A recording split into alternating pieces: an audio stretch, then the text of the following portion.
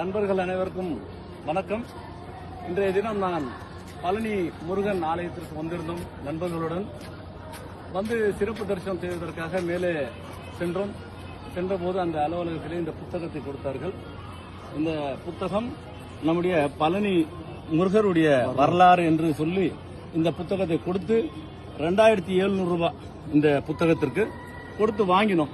அதற்குள் பார்த்தால் கடவுளுடைய வரலாறுக்கு பதிலாக தமிழக முதல்வரினுடைய படங்கள் அச்சடிக்கப்பட்டுள்ளது.